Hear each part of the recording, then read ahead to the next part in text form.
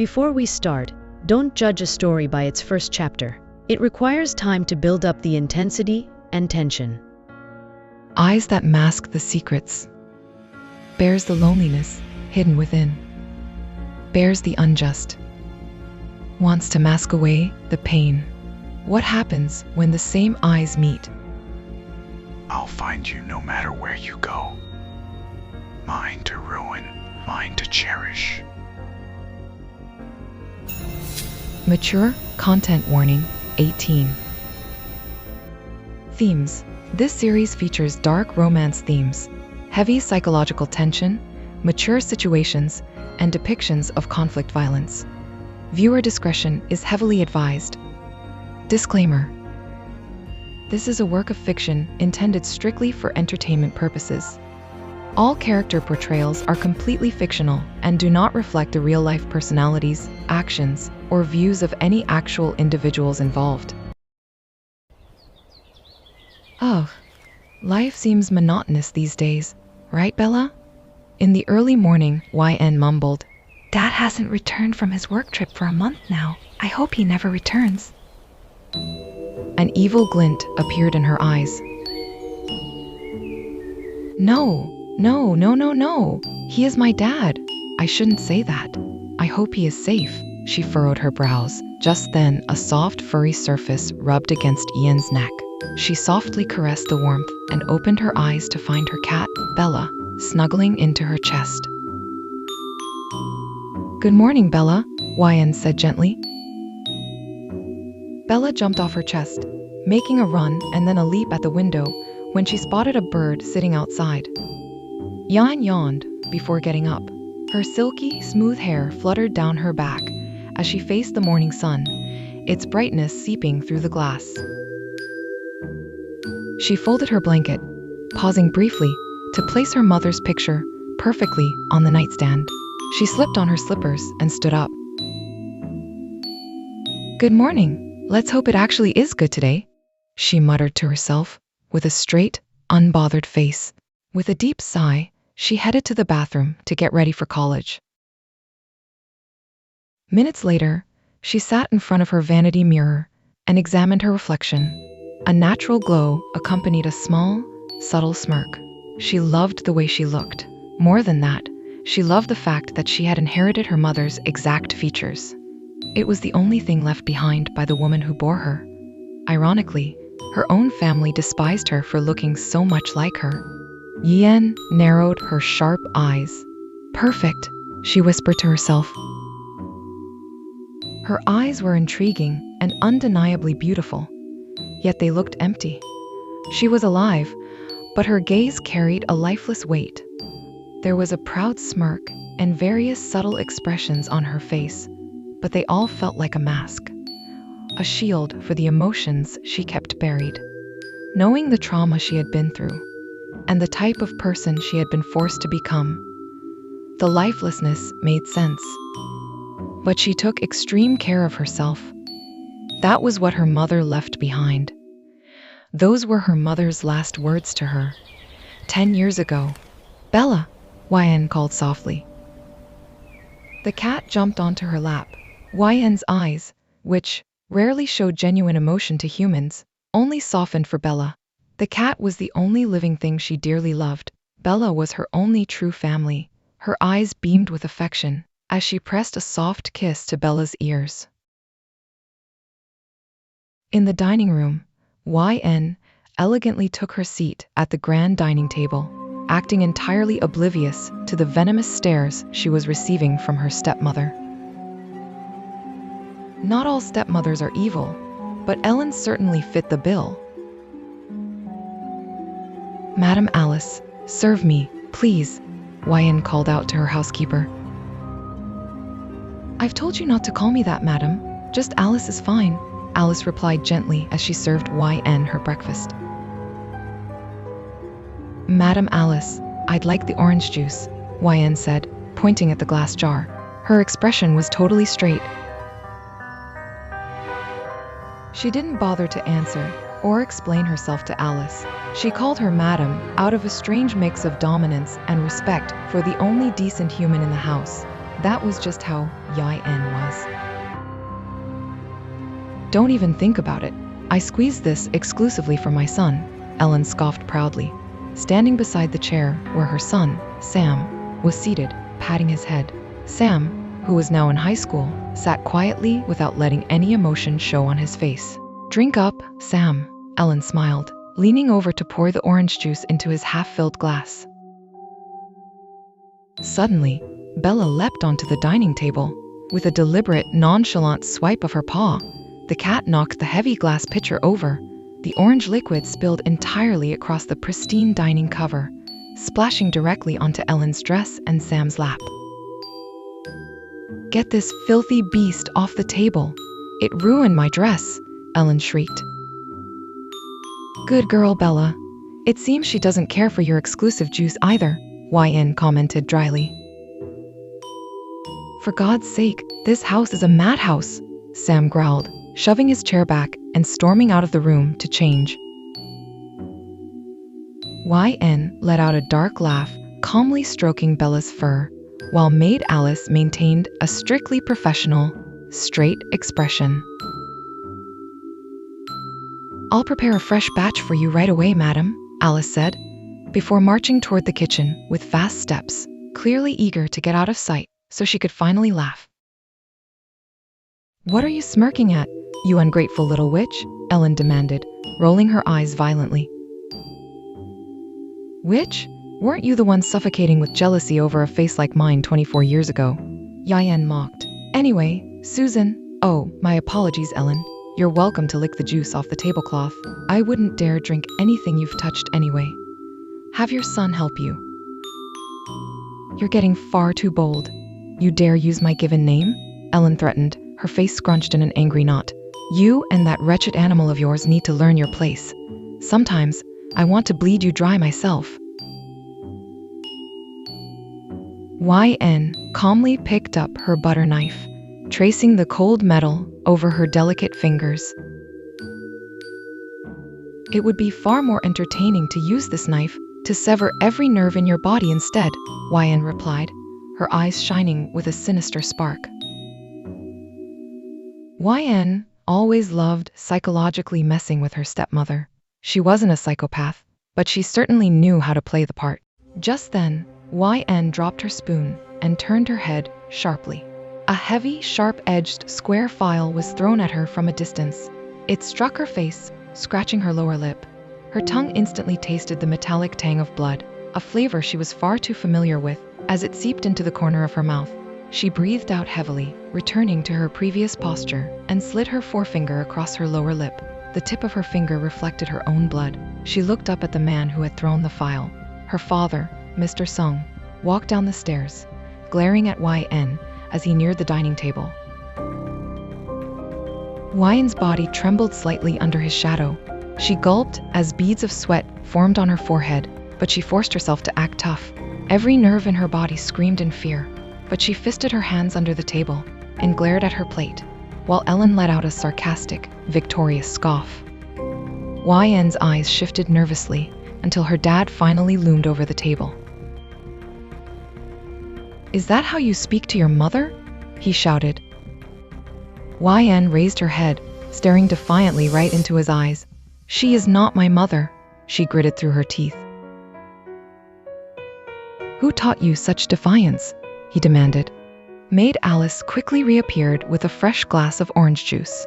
She placed it carefully beside Ch-1's plate before stepping back. Alice, Ch-1 is not to eat for the rest of the day. Mr. Sung barked the instruction, making Alice bow her head in submission. He turned his lethal glare back to Ch-1. You will learn respect. She is not my mother, for hell's sake. Ch-1 slammed her hands on the table and walked away. Terrified she would be physically struck again if she stayed a second longer, she just needed to escape. Mr. Sung continued shouting after her, but the sudden ringing of his phone, an important business call, stopped him. A stroke of luck. It saved Ch-1 from ending up with fresh bruises on her body.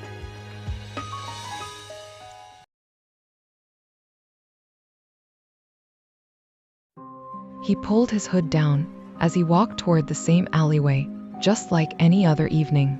This was his routine, but he didn't show up here regularly, not unless he felt the urge to get rid of his angst. His steps halted at the sound of a scream, and his eyes narrowed at the street that followed the midway. He shook his head slowly before cracking his fingers. In the dark alley, a girl was being violently dragged by 4 men. "Let me go, please," begged Yuna. "Once you cross into the free side, there's no going back. You're ours now," said the first man. "Stop struggling, will you?" added the second man.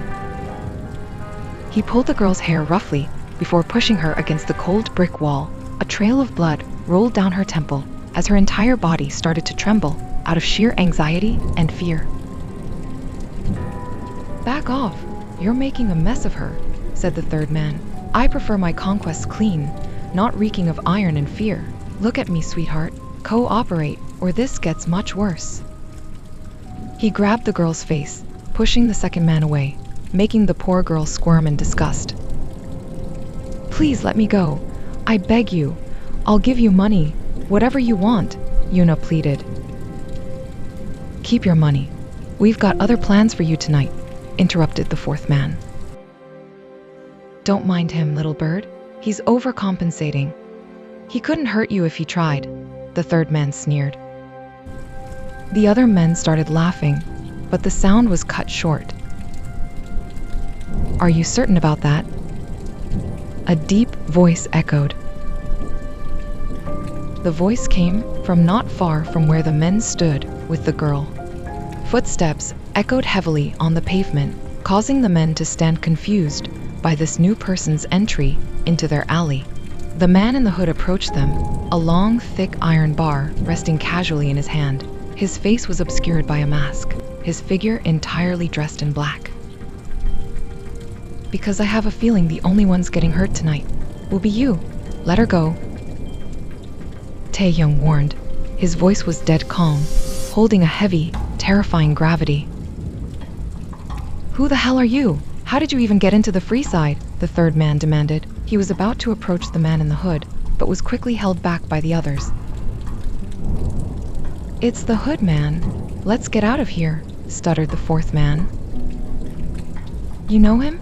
Why are you so terrified? We're 4 against 1. What's he going to do with that rod? He can't take us," shouted the third man. He glared at his panicked friend, only to realize the first man had already sprinted away.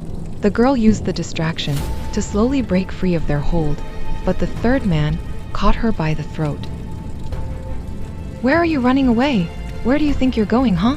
the third man yelled. Before he could crush her windpipe, the fourth man pulled him back. "I guess it's 3 against 1 now," Tae-young stated. He tilted his head, taking slow, deliberate steps toward them. The fourth man threw his hands up in surrender, freeing the girl completely. "We'll let the girl go," the fourth man stammered. "What the hell are you doing? Grab her back," the third man ordered. A hard, unforgiving kick landed squarely on the third man's knee, making him stumble violently. With rage blinding him, he tried to balance himself, but the hood man moved with lethal speed, striking him across the head with the iron bar. The man groaned, rolling on the ground in agony. The hood man stood over him, casually resting the bar against the man's skull, ready to take a fatal second shot. Instantly, all the bravado drained from the fallen thug. He scrambled to hold onto the hood man's boots, begging. "Help me, damn it! Why aren't you helping me?" the third man cried out. "We're not getting involved with him. He has Marcus backing him. We can't afford that kind of heat," the fourth man replied, taking rapid steps back, ready to make a run for it. He and the remaining thug abandoned their leader and fled into the night. "Marcus? You work for him? I'm sorry, man. I swear, I didn't know. Let me go, please. I'll never do it again, I promise," the third man pleaded, clinging tightly to the hood man's leg. But without a shred of mercy or hesitation, the hood man brought the bar down right at the center of his head. The man lost consciousness instantly as blood pooled onto the concrete. The hoodman shook his leg in disgust to free it from the limp grip, turning to look in the direction the other thugs had run. Stepping over the man's body, he started walking away, leaving the girl behind. "Excuse me, wait, can I know your name?" "My name is Yuna. I am so thankful," Yuna called out. The hoodman stopped and turned to look at her with an annoyed expression. He noticed her shivering, holding on to her torn top to cover herself. Wordlessly, he closed the distance between them to lend her his jacket. But while he was busy removing it, Yuna reached out and pulled his mask down. "Do not touch me. Take the jacket and go," Taehyung growled. He glared at her, an icy warning in his eyes, before quickly pulling his mask back up. He threw the jacket onto her face and turned on his heel. "Won't you at least tell me your name? I want to remember my savior," Yuna shouted after him. The hoodman just walked away, vanishing into the shadows without turning back. "Bring him down here," Mr. Kim commanded his butler, referring to his son. Upstairs, Taehyung was already awake from his deep sleep. He had taken a hot shower to kick the drowsiness away. There was a quiet spark in his eyes and a sliver of hope in his heart, as today he was finally allowed to attend university on his own. Being strictly homeschooled for the past 6 years made him feel as if he was caged in a maximum security prison. He was never allowed to step outside without a bodyguard documenting his every breath to his father. Because of it, he had 0 friends. Though he felt a spark of hope, his face betrayed absolutely no emotion. He operated like a hollow robot controlled by a tyrant, as if he had been brought to Earth merely to be kept in a cage until it was time to magically take over the family empire. His eyes weren't entirely empty, but they lacked life. "Sir Taehyung?" Butler John knocked softly on the heavy oak door. "Mr. Kim wants you downstairs." "Let me carry your bag, sir." He took Taehyung's bag, and Taehyung followed him down the grand staircase in silence. "Behave yourself at the university. You're surrounded by the elite now. Learn how to move among them." Mr. Kim spat the words at his son without looking up. "If you're going to inherit my CEO position, you need to master their etiquette." Taehyung let out a dark, mocking scoff. "So that's why you finally let me off the leash," he murmured, feeling utterly disgusted. He refused to look into his father's eyes. "Do not test me, boy. Your car is parked out back. Take the keys," his father replied. He threw the car keys hard at Taehyung, not bothering to converse further. He settled back onto the leather couch and turned up the volume on the massive TV. The hoodman appeared again. A man was left half dead on the dark streets of the Free Side, the news anchor reported. Taehyung rolled his eyes, watching his father pay more attention to the useless morning news than his own son. He scoffed once more before turning his back and walking out. On the couch, Mr. Kim's hands slowly formed a tight fist. He turned off the TV and headed back to his own room. The university classroom. The sharp sound of expensive heels tapping against the floor distracted the entire lecture hall as YN entered the room. The professor fell dead silent as YN walked toward her usual seat in the back right row. She moved with effortless elegance, commanding everyone's attention. Who in their right mind would question the college director's daughter? Not even the professor dared. She took her seat beside her friend, Crystal. To be perfectly honest, Crystal was terrified of Yi-En. Yi-En carried the heavy reputation of being the college psycho due to her cold, dominant behavior, a nickname she was entirely aware of. Crystal didn't have the spine to break the news to her, but she stayed by her side regardless. Crystal had entered the university through a student-in-need scholarship, making her an easy target for the wealthy bullies. It was YN who had stepped in and saved the scaredy cat. No one dared cross the director's daughter. almost everyone in the college thought Ch-1 was an emotionless sociopath.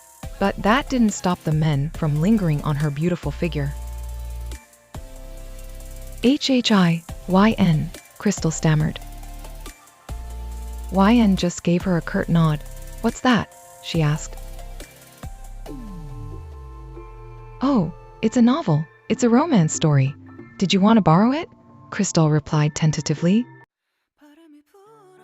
"You actually believe in that romantic garbage? Love. Is love really that potent?"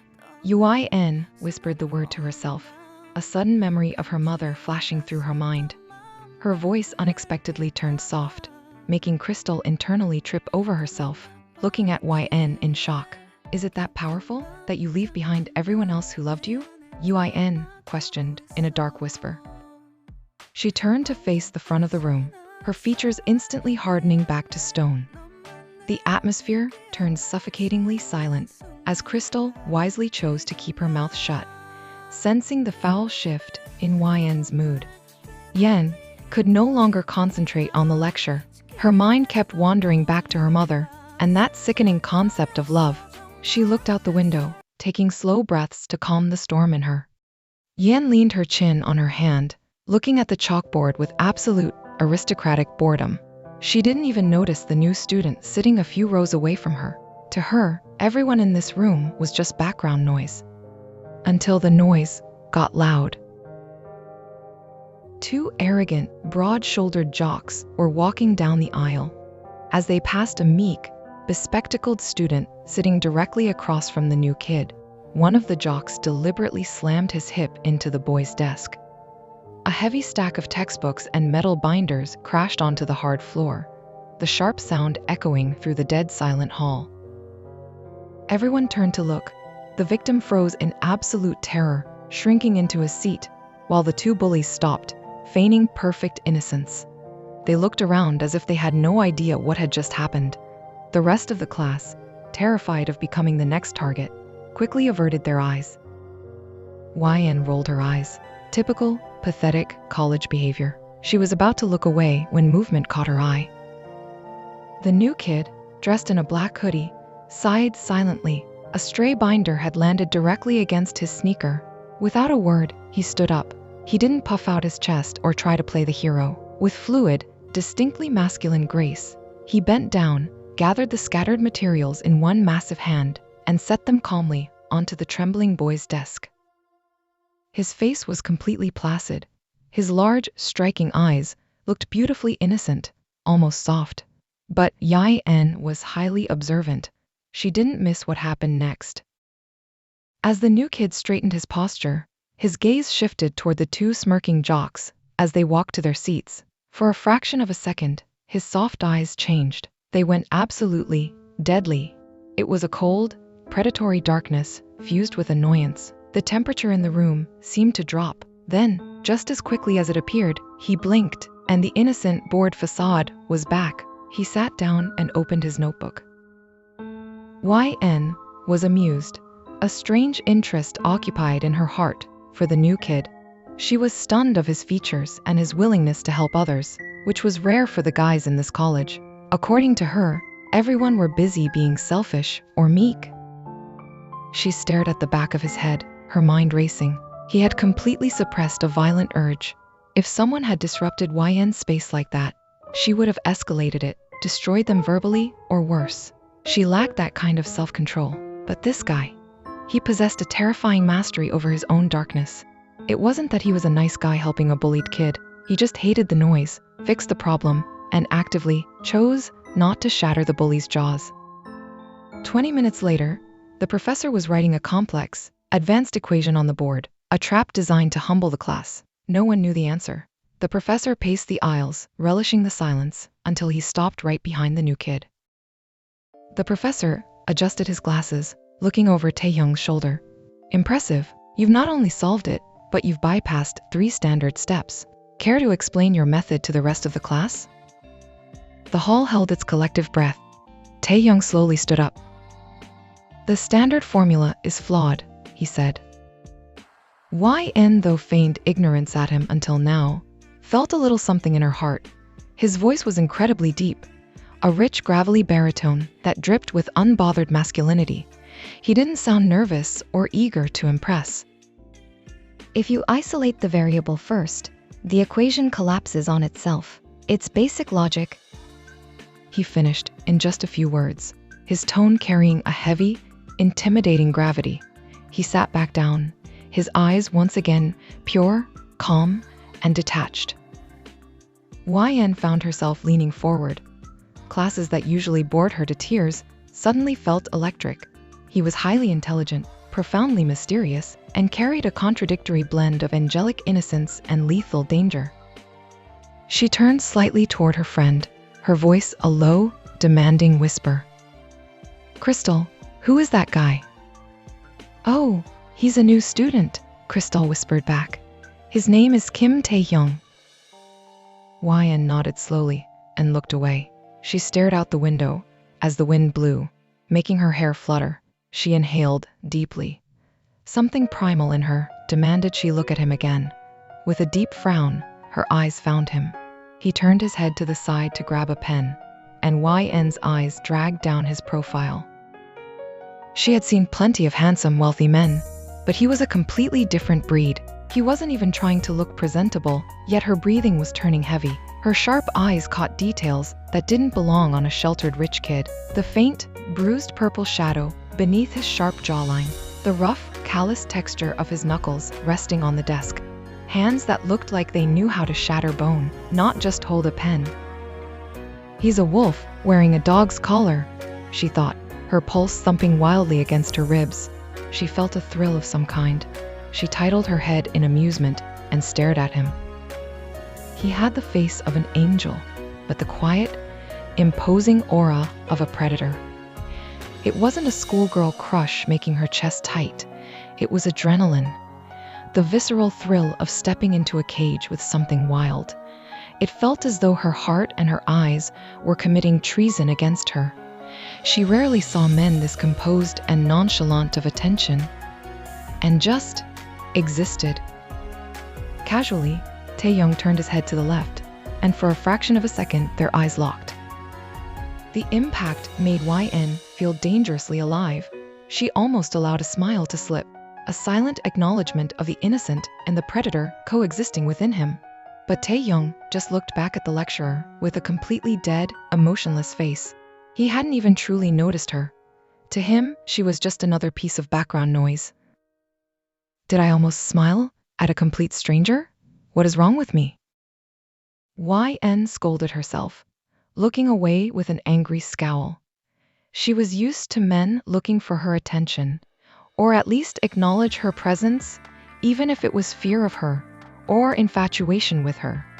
But this guy didn't even grant her a second glance. But her eyes inevitably drifted back to his silhouette. She released a breathy sigh as her pulse reacted to his soft, devastatingly sharp features. The more he ignored her, the more her traumatized, control-starved brain viewed him as a challenge. This time, Tae-hyung felt the heavy weight of her gaze.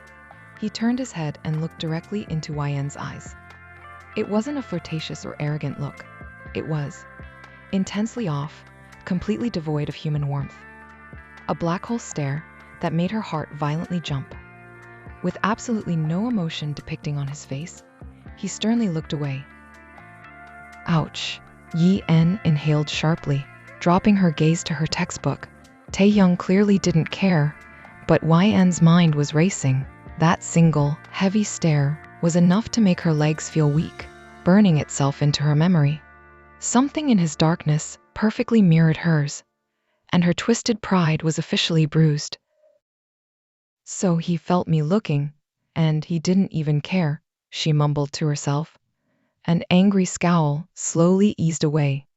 A small, dangerous smirk curled on her lips. She had found her new obsession. Crystal, give me that novel.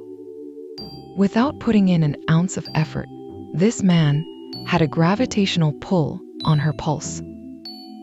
He's making my chest tight. What the hell is his deal? She murmured under her breath, yet she was looking at him again. He looked so innocent, yet carried a dark, untouchable weight. His eyes, his nose, his lips, Everything about him struck a bizarre, addictive chord in her chest. He had the face of an angel, but the quiet, imposing aura of a predator. She couldn't stop staring, unconsciously biting down on her lower lip. A week later, a full week had passed.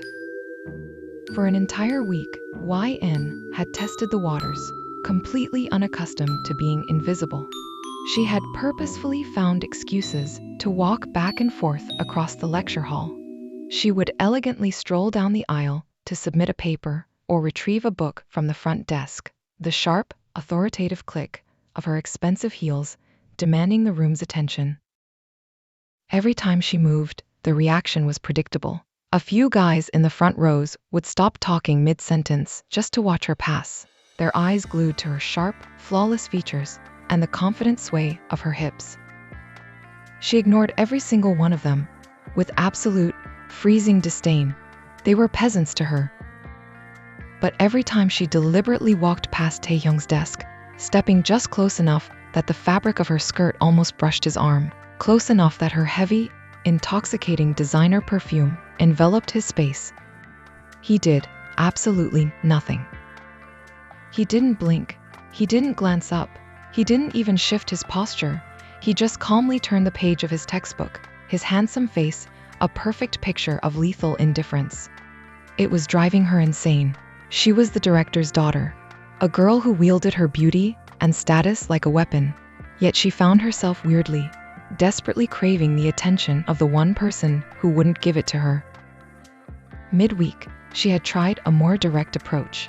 She had walked right up to his desk, her voice a smooth, demanding, and asked to borrow his notes on the complex equation he had solved days prior. Taehyung hadn't even looked up. He had simply slid the notebook across the desk with a single, uncaring finger.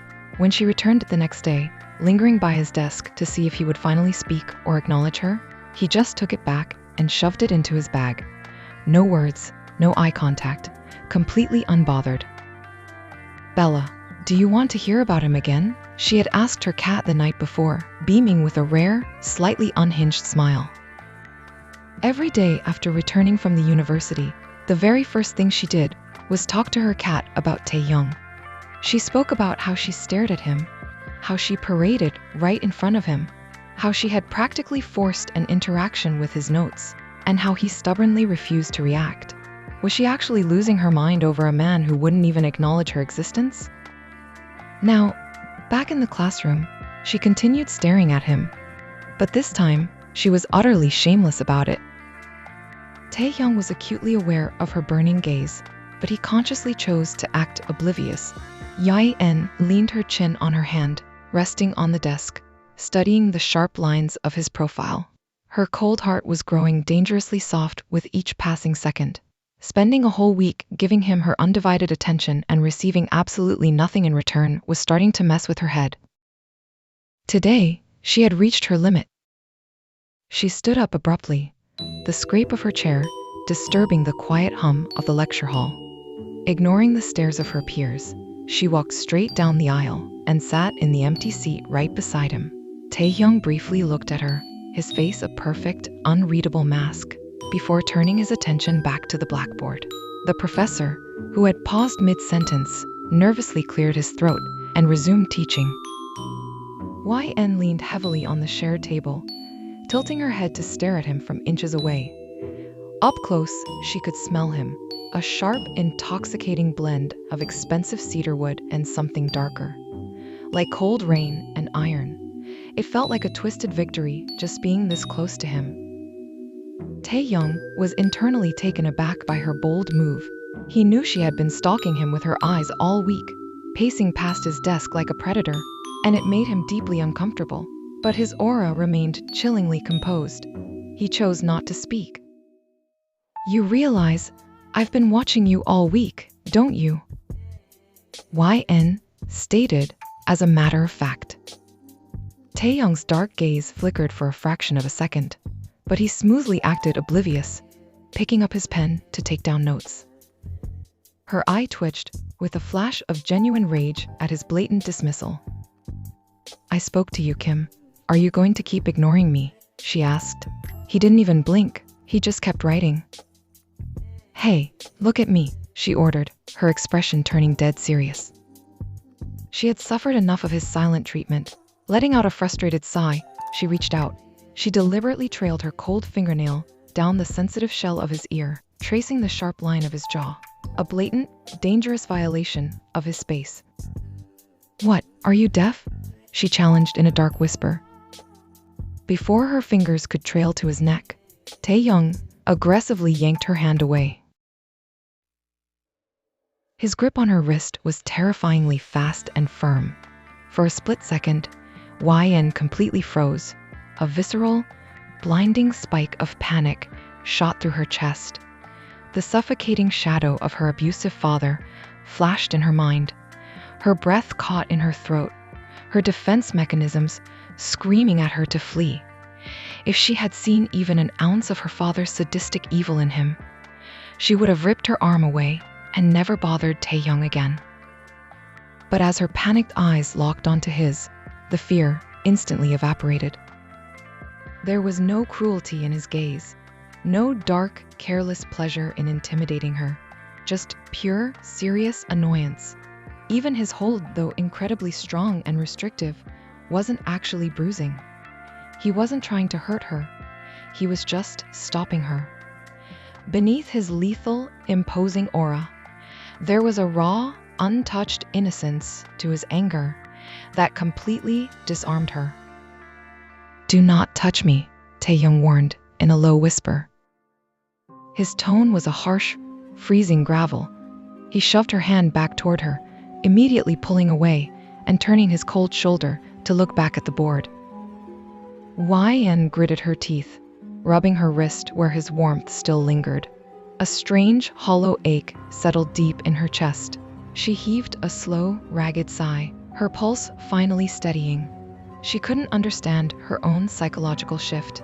Any other man grabbing her like that would have resulted in violence from her, but strangely, his volatile darkness grounded her. He was dangerous, yes, but he wasn't evil. "So, you do have a voice," she murmured. His deep, commanding tone now lingered heavily in her mind, making her heart hammer against her ribs. His voice drove her absolutely crazy. And, true to form, he didn't react to her comment. When the lecture finally ended, Tae-young stood up and walked out of the hall without a backward glance, leaving Ch-1 sitting in her seat, deeply lost in thought. Crystal hesitantly shuffled over and sat down beside her. "Do you like him?" "But it looks like he doesn't want to befriend you," Crystal murmured carefully, afraid of triggering her. Ch-1 stared at the empty doorway, her face set in stone, completely stripped of its usual arrogant mask. "I don't care about what he wants," Ch-1 said calmly. "But I want him." The calm before the absolute storm. What are your honest first impressions of their dynamic in Chapter 1? Drop your theories below.